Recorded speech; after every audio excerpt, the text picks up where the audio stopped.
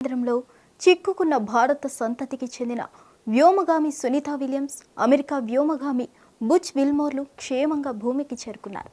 8 రోజుల ప్రయాణం కోసమని ఐఏఎస్లోకి వెళ్లిన వీరు 9 నెలల సుదీర్ఘ విరామం తర్వాత భూమి మీద అడుగుపెట్టారు.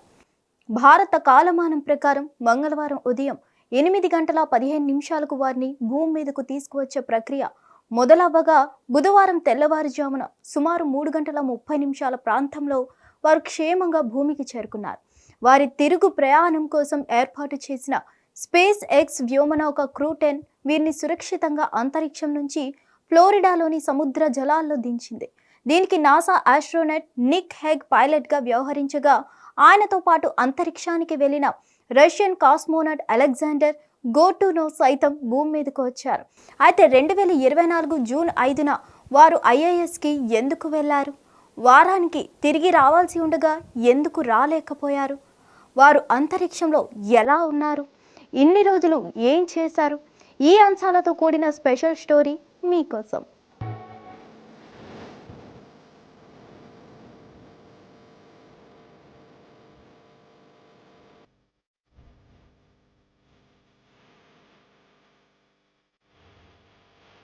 ప్రముఖ సంస్థ బోయింగ్ చేపట్టిన తొలి అంతరిక్ష మానవ సహిత ప్రయోగం కోసం స్టార్ లైనర్ క్యాప్సూల్స్ను పరీక్షించడం కోసం వీరు అంతరిక్షానికి వెళ్లాల్సి వచ్చింది. ఈ ప్రయోగాన్ని నాసా, బోయింగ్ సంస్థలు సంయుక్తంగా నిర్వహించాయి. 2024 జూన్ 5వ తేదీన ఫ్లోరిడాలోని కేప్ కానవెరల్ అంతరిక్ష కేంద్రం నుంచి వీరు స్టార్ లైనర్ అంతరిక్ష నౌకలో అంతర్జాతీయ అంతరిక్ష కేంద్రానికి బయలుదేరారు. కొన్ని గంటల్లోనే అక్కడికి చేరుకున్నారు. జూన్ 14న వీరిద్దరూ భూమికి తిరుగు పయనం కావాల్సి ఉండగా, స్టార్ లైనర్ వ్యోమనౌకలోని థ్రస్టర్లలో లోపాలు తలెత్తాయి. రాకెట్ ఇంజన్కు ఇంధనం ప్రవహించడానికి అవసరమైన ఒత్తిడి అందించే హీలియం లీక్ కావడంతో దీన్ని సరిచేసే క్రమంలో వ్యోమగాములు తిరిగి ప్రయాణం ఆలస్యమవుతూ వచ్చింది. వ్యోమగాములకు ఈ నౌకలో తిరిగి భూమిపైకి తీసుకురావడం సురక్షితం కాదని నాసా భావించింది. స్టార్ లైనర్ పేలిపోయే ప్రమాదం ఉండడంతో వారిని ఐఏఎస్లోని ఉంచి సిబ్బంది లేని క్యాప్సూల్స్ను మాత్రమే భూమికి పంపారు. దీంతో బోయింగ్ స్టార్ లైనర్ సెప్టెంబర్ 7, 2024న భూమికి తిరిగి వచ్చింది. అప్పటి నుంచి సునీత విల్మోర్ అంతరిక్ష కేంద్రంలోనే ఉండిపోయారు. బోయింగ్ ప్రత్యర్థి సంస్థ అయిన స్పేస్ ఎక్స్ తయారు చేసిన వ్యోమనౌకలో వీరిని తిరిగి తీసుకురావాలని నిర్ణయం తీసుకున్నాకే స్టార్ లైనర్ భూమికి తిరిగి పంపారు. క్యాప్సూల్స్ ని సిబ్బందితో సహా పంపి ఉంటే గతంలో వ్యోమగామి కల్పన చావ్లాను కోల్పోయిన విషాద సంఘటన మరోసారి పునరావృతం అయ్యేదని నాసా అంచనా వేసింది. అందుకే ఈ నిర్ణయం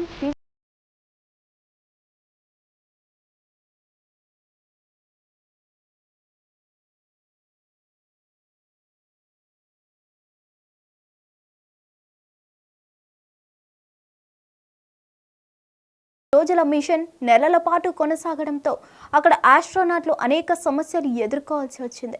ఎక్కువ కాలం అక్కడే ఉండడం వల్ల వారు మానసికంగా, శారీరకంగా ఒత్తిడికి లోనయ్యే అవకాశం ఉంది. వీరి కోసం అదనపు దుస్తులు, ఆహారం, వ్యక్తిగత సంరక్షణ సామాగ్రిని కార్గో స్పేస్ క్రాఫ్ట్ ద్వారా నాసా పంపింది. ఐఏఎస్లో ఉన్న సునీతా విలియమ్స్కు నాసా 3 నెలలకోసారి ఆహారం పంపింది. ఇందులో తృణధాన్యాలు, పాలపొడి, పిజ్జా, రొయ్యల కాక్టైల్, వేయించిన చికెన్, ట్యూనా ఫిష్ సహా పలు ఆహారాలు ఉన్నాయి. వాటిని వేడి చేసుకొని అయస్కాంతీయ ట్రేలలో తింటారు. సాధారణంగా అంతర్జాతీయ అంతరిక్ష కేంద్రంలో వ్యోమగాములు చెమట, మూత్రాన్ని రీసైకిల్ చేసి మంచినీటిగా మార్చుతారు. వాటినే తాగుతారు. కానీ సాంకేతిక సమస్య వల్ల ప్రస్తుతం అక్కడి సిబ్బంది తమ మూత్రాన్ని స్టోర్ మాత్రమే చేస్తున్నారు. ఇలా వారి కాలకృత్యాలు ముగించుకున్నాక అధికార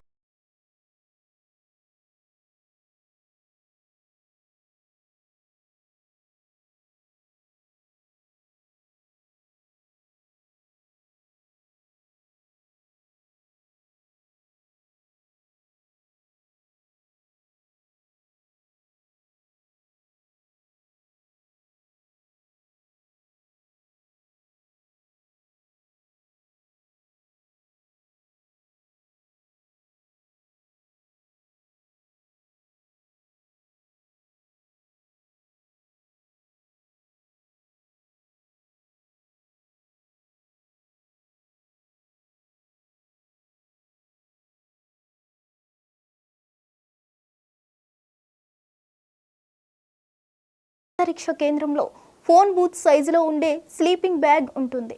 అందులోనే వారు నిద్రపోతారు. ఐఏఎస్ కంపార్ట్మెంట్లో ల్యాప్టాప్లు కూడా ఉంటాయి. ఇవి తమ కుటుంబ సభ్యులతో కాంటాక్ట్ ఉండడానికి ఉపయోగపడతాయి. ఫోటోలు, పుస్తకాలు వంటి వ్యక్తిగత వస్తువులు పెట్టుకోవడానికి కూడా ఐఏఎస్లో ఖాళీ ప్రదేశం ఉంటుంది. స్పేస్ స్టేషన్లో ఎక్కువ కాలం పాటు ఉండేవారు ప్రతిరోజు కనీసం 2 గంటలు వ్యాయామం చేయాల్సి ఉంటుంది. జీరో గ్రావిటీ వల్ల ఎముకలు బలహీనపడే పరిస్థితిని అధిగమించడానికి ఎక్సర్సైజ్లు చేస్తారు. ప్రతిరోజు సునీత విలియమ్స్ వ్యాయామం చేయడంతో అంతరిక్షానికి వెళ్ళినప్పుడు ఎంత బరువు ఉన్నారో ఇప్పుడు అంతే బరువు ఉన్నారు. వీటికి 3 వేర్వేరు యంత్రాలు ఉంటాయి. కండరాలకు ఉపయోగపడే అన్ని రకాల ఎక్సర్సైజ్లు చేయడానికి అడ్వాన్స్డ్ రెసిస్టివ్ ఎక్సర్సైజ్ డివైస్ అనే పరికరం ఉపయోగపడుతుంది. అక్కడ ట్రెడ్మిల్ను కూడా ఉపయోగిస్తారు. అయితే దానిపై తేలిపోకుండా షాఫ్ట్ను బిగించుకుంటారు. సైకిల్ ఎర్గోమీటర్ కూడా వాడుతారు. స్పేస్ స్టేషన్ దుస్తులు ఉతికే అవకాశం ఉండదు. సాధారణంగా అక్కడ రోజువారీ దుస్తులు చాలా శుభ్రంగానే ఉంటాయి. కానీ ఎక్సర్సైజ్ సమయంలో వాడే దుస్తులు మాత్రం మురికిగా మారుతాయి.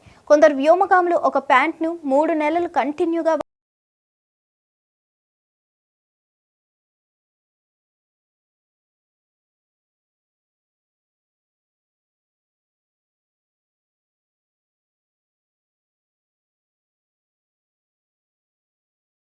విలియమ్స్ 900 గంటల పాటు పరిశోధనలు చేశారు. ఐఏఎస్లో లెట్యూస్ మొక్కలపై పరిశోధన, గార్డెనింగ్, మొక్కల నీటి వ్యవస్థలో ఉండే సూక్ష్మ జీవులపై వివిధ తేమ పరిస్థితుల ప్రభావం, వ్యోమగాములకు సురక్షితమైన పోషకాలు అందించే ఆహార ఉత్పత్తి కోసం ఆమె పరిశోధనలు చేశారు. బ్యాక్టీరియా, ఈస్ట్ కూడిన ఉత్పత్తి ప్రక్రియలను మైక్రోగ్రావిటీ ఎలా ప్రభావితం చేయనుందో పరిశోధించారు. గురుత్వాకర్షణ లేకపోవడంతో సూక్ష్మ జీవుల కణాలు ఎలా అభివృద్ధి చెందుతాయనే దానిపై అధ్యయనం చేయగా, దీని ద్వారా అంతరిక్షంలో ఆహారం, మందుల తయారీకి సూక్ష్మజీవుల వినియోగాన్ని లక్ష్యంగా పెట్టుకున్నారు. ఇది సక్సెస్ అయితే భూమి నుంచి సామాగ్రి, ఇతర పరికరాలు ఖర్చులు తగ్గించుకోవచ్చు. అలాగే పోషకాలు, విటమిన్లు తగ్గకుండా ఏం చేయాలనే దానిపైన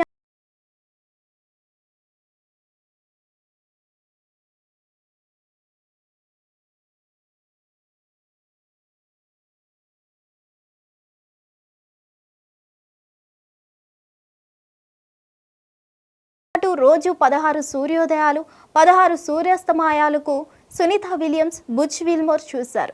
ఐఏఎస్ భూమి చుట్టూ ఒకసారి పరిభ్రమించడానికి సుమారు 90 నిమిషాలు పడుతుంది. ఈ లెక్కన 24 గంటల్లో సుమారుగా 16 సార్లు భూమిని చుట్టేస్తుంది. అలా 16 సార్లు వ్యోమగాములకు సూర్యోదయాలు, సూర్యాస్తమయాలు కనిపిస్తాయి. అలాగే ఐఏఎస్ నిర్వహణ, పాత పరికరాలను రీప్లేస్ చేయడం, పనికిరాని వస్తువును భూమికి పంపడం వంటి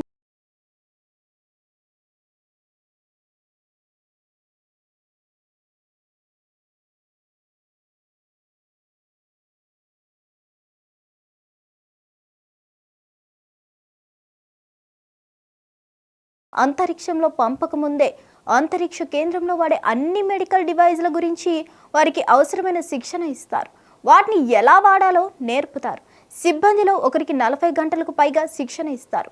మెడికల్ ఎమర్జెన్సీ సమయంలో పరిస్థితిని డీల్ చేసే బాధ్యత కూడా శిక్షణ తీసుకున్న వ్యోమగామిదే.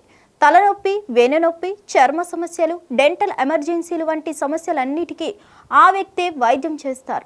అలాగే ఐఏఎస్లో ఫస్ట్ ఎయిడ్ కిట్, మెడికల్ కండిషన్లపై ఒక పెద్ద పుస్తకం, డెఫిబ్రిలేటర్ అంటే గుండె వేగాన్ని సాధారణ స్థాయికి తీసుకొచ్చే ఎలక్ట్రిక్ చార్జ్, పోర్టబుల్ అల్ట్రాసౌండ్, కళ్ళను పరీక్షించే ఒక పరికరం, 2 లీటర్ల సెలైన్ వంటి కొన్ని ఉపయోగకరమైన వైద్య పరికరాలు ఉంటాయి. వాటి ద్వారా వ్యోమగాములకు చెందిన బయోమెట్రిక్ డేటా, అల్ట్రాసౌండ్ రిజల్ట్స్ను నాసా సేకరిస్తుంది. వ్యోమగాముల ఆరోగ్య పరిస్థితిని విశ్లేషించడానికి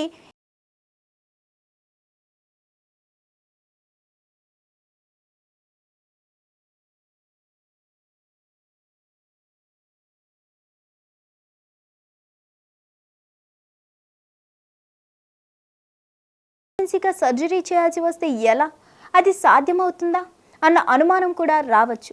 దీనికోసం నాసా రోబోలను స్పేస్ సర్జన్లుగా మారుస్తోంది.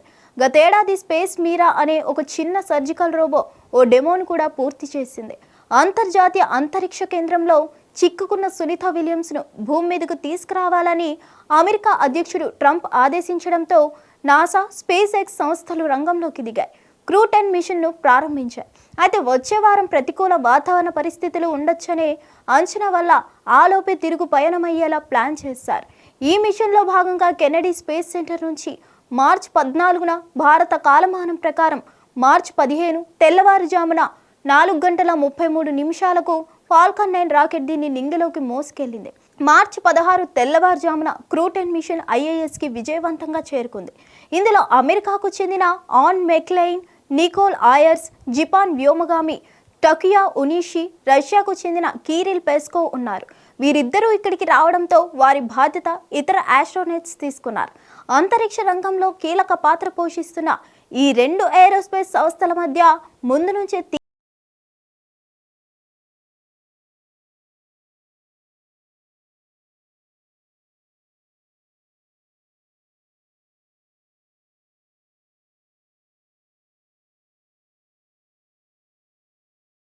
ఆత్మక వ్యోమనౌకను పరీక్షించేందుకు బుచ్, సునీత ISSకి వెళ్ళగా సాంకేతిక సమస్యలు వారిని తిరిగి రానివ్వకుండా చేశాయి. ఈ ప్రయోగాన్ని చేపట్టిన బోయింగ్ సంస్థ వారిని సురక్షితంగా తిరిగి తీసుకువచ్చే సామర్థ్యం తమకు ఉందని వాదించింది.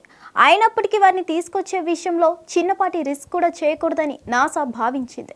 అందుకే ఆ పనిని స్పేస్ ఎక్స్కు అప్పగించింది. నాసా నిర్ణయంతో తమ ప్రత్యర్థి కంపెనీకి చెందిన స్పేస్ ఎక్స్ డ్రాగన్ క్రూలో వారిని తీసుకురావడంపై బోయింగ్ కంపెనీ అసంతృప్తిగా ఉందని కొన్ని వార్తలు వచ్చాయి. వ్యోమగాములను తిరిగి తీసుకొచ్చే ప్రక్రియ అమెరికా కాలమానం ప్రకారం సోమవారం రాత్రి 10 గంటల 45 నిమిషాలకు ప్రారంభమైంది. అర్ధరాత్రి 12 గంటల 45 నిమిషాలకు క్రూ డ్రాగన్ వ్యోమనౌక ISS నుంచి విడిపోయే ప్రక్రియ స్టార్ట్ అయింది. మంగళవారం సాయంత్రం 4 గంటల 45 నిమిషాలకు భూమి మీదకు వీరి తిరుగు ప్రయాణం మొదలైంది. సాయంత్రం 5 గంటల 11 నిమిషాలకు క్రూ డ్రాగన్ వ్యోమనౌక భూకాంక్షలను దాటుకుని కిందకి వచ్చింది. సాయంత్రం 5 గంటల 57 నిమిషాలకు అనుకున్నట్లుగానే ఫ్లోరిడా తీరానికి చేరువలో ఉన్న సముద్రంలో క్యాప్సూల్ ల్యాండ్ అయింది. ఈ క్యాప్సూల్ అట్లాంటిక్ మహాసముద్రంలో ల్యాండ్ అవగానే అప్పటికే ల్యాండింగ్ సైట్ దగ్గర సహాయక చర్యల కోసం సిద్ధంగా ఉన్న స్పేస్ ఎక్స్ టీమ్ వ్యోమగాములను ఒక్కొక్కరిగా బయటకు తీసుకొచ్చింది. అంతరిక్ష కేంద్రం నుంచి భూమికి దిగి వచ్చిన సునీత విలియమ్స్ నడవడంలో ఇబ్బంది పడవచ్చు. గాలి గురుత్వాకర్షణ శక్తి లేకపోవడం వల్ల వ్యోమగాములు అంతరిక్షంలో బరువు లేని తనాన్ని అనుభవిస్తారు. తేలి ఆడుతుండడం వల్ల పాదాలపై కాలిస్ దెబ్బతిని చర్మంపై మందపాటి భాగం కోల్పోతారు. ఎముకల్లో సాంద్రత తగ్గడం, కండరాల క్షీణతను అనుభవిస్తారు. కొత్త ఎముక కణజాలాన్ని నిర్మించే కణాలు నెమ్మదించి బలహీనంగా మారుతాయి. మెదడు, ప్రసరణ వ్యవస్థ ప్రభావితమవుతాయి. వినికిడి, దృష్టి లోపాలు, సిరిబ్రల్ ఎడమో వస్తుందని నిపుణులు అంటున్నారు. రక్తం తగ్గడం వల్ల రక్తపోటును నియంత్రించడం కష్టమవుతుందని, ఫలితంగా తల తిరగడం, వికారం, మూర్ఛపోవడం వంటివి జరిగే ప్రమాదం కూడా ఉందని నిపుణులు చెప్తున్నారు. రేడియేషన్ వల్ల దీర్ఘకాలిక ఆరోగ్య సమస్యలు కూడా తలెత్తుతున్నాయి. క్యాన్సర్, కేంద్ర నాడీ వ్యవస్థలో సమస్యలు కూడా వచ్చే అవకాశాలు ఉన్నాయంటున్నారు. ఈ ఆరోగ్య సమస్యలను అధిగమించేందుకు ప్రత్యేక పరిస్థితులు, సౌకర్యాలతో భూమికి తిరిగి వచ్చిన వ్యోమగాములకు నిపుణులు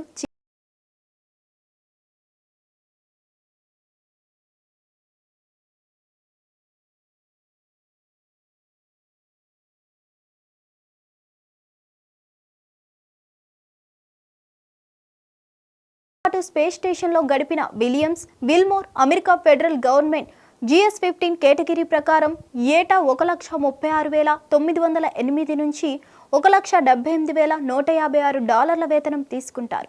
9 నెలల పాటు అంతరిక్షంలో ఉన్నప్పుడు $93,850 నుంచి $1,22,004 వరకు చెల్లించాల్సి ఉంది. కానీ నాసా వారికి రోజుకు $4 మాత్రమే చెల్లించనుంది. దీని ప్రకారం జీతంతో పాటు అదనంగా లక్ష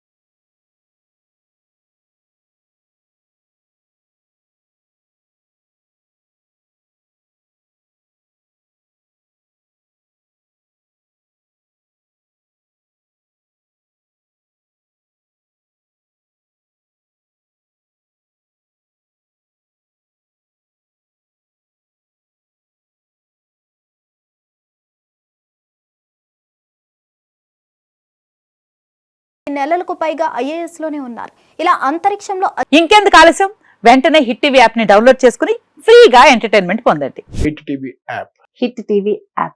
Please download Hit TV app. Hit TV యాప్ని ఫ్రీగా డౌన్లోడ్ చేసుకొని ఎంజాయ్ చేయండి. మీకు నచ్చిన ఎంటర్టైన్మెంట్ కోసం హిట్ టీవీ యాప్ ని ఫ్రీగా డౌన్లోడ్ చేసుకుని ఎంజాయ్ చేయండి. హిట్ టీవీ యాప్ని డౌన్లోడ్ చేసుకుని ఆస్వాదించండి, ఆశీర్వదించండి. ఇంతమంది సెలబ్రిటీలు హిట్ టీవీ యాప్ ని డౌన్లోడ్ చేసుకోండి అని చెప్తున్నారంటే ఎంత మంచి యాప్ ఆలోచించండి. అమెరికా అమెరికా అమెరికా అమెరికాలో చదవాలనుకునే వాళ్ళకి విశ్వసనీయమైన పేరు మన శౌర్య కన్సల్టెన్సీ.